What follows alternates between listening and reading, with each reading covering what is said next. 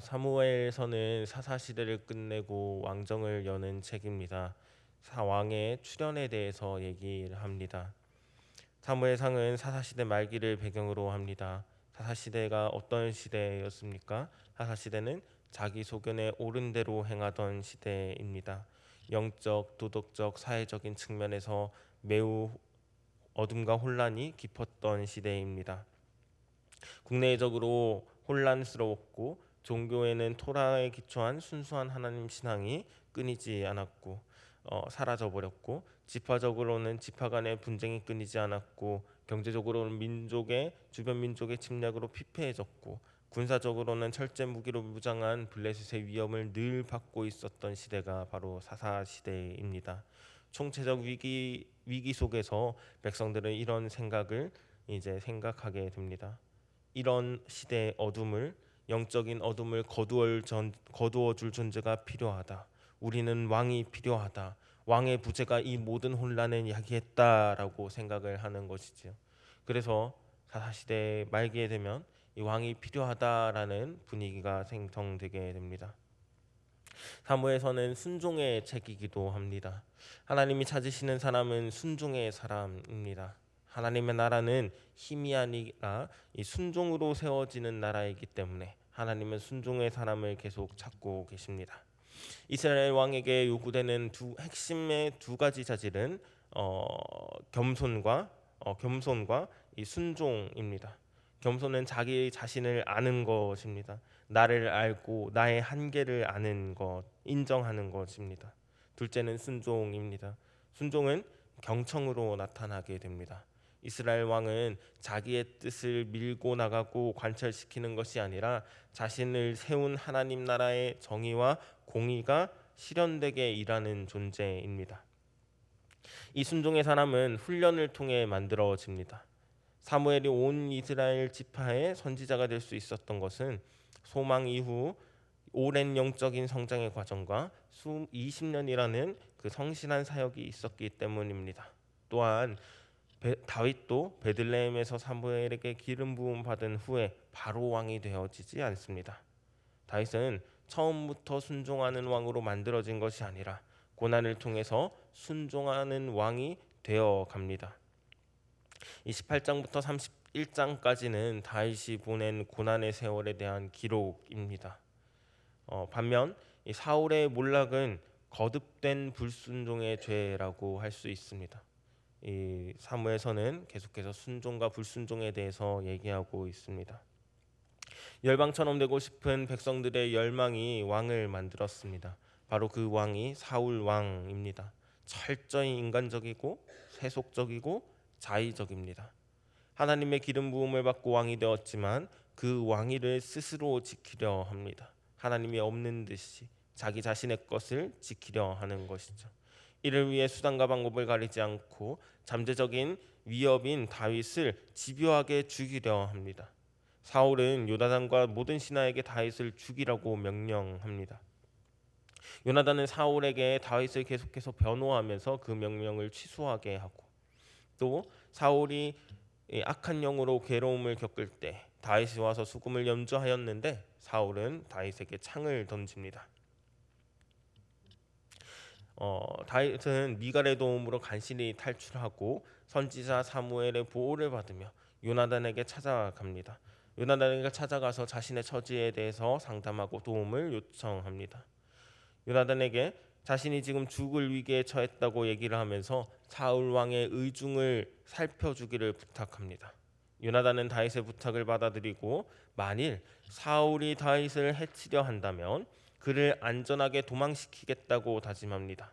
미리 세웠던 계획대로 사울을 만나서 그의 의중을 떠보는 내용을 오늘 말씀이 기록하고 있습니다. 초하룻 날이 되어서 식사를 할 때 다윗이 이틀이나 빠지게 됩니다. 그리고 사울은 다윗의 소재에 대해서 묻습니다. 사울이 어디 있냐라는 거죠.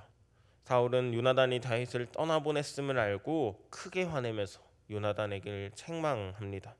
요나단은 다음 날 들에 나가서 화살을 쏘고 이 화살을 주우러 간 소년을 보내면서 화살이 네 앞에 있으니 빨리 달라고 소리치고 그 소년을 떠내보낸 후에 다윗과 요나단은 서로 만나서 울며 이별하게 됩니다. 성경에서 마지막으로 다윗과 요나단이 함께 나오는 장면이고 이 둘은 이후로 다시 만나지 못합니다. 사울이 다윗을 미워하는 이유는 왕국을 빼앗길 수 있다는 생각 때문입니다.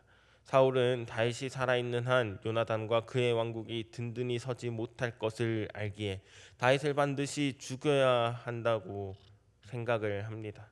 요나단을 위하는 사울의 마음을 외면하고 요나단은 아버지와 다윗 사이에서 이 다윗을 선택하고 그와 언약을 소중히 여겼습니다. 다윗을 선택하는 것이 수치스러운 일이라는 사울의 책망을 들었으나 요나단은 다윗의 왕국을 자신의 왕국을 다윗에게 넘겨주리라고 결심합니다. 요나단은 다윗의 우려가 사실이 아니라고 바랬습니다. 하지만 요나단은 자신의 아버지가 얼마나 다윗을 제거하려는 마음이 확고한지를 확인합니다.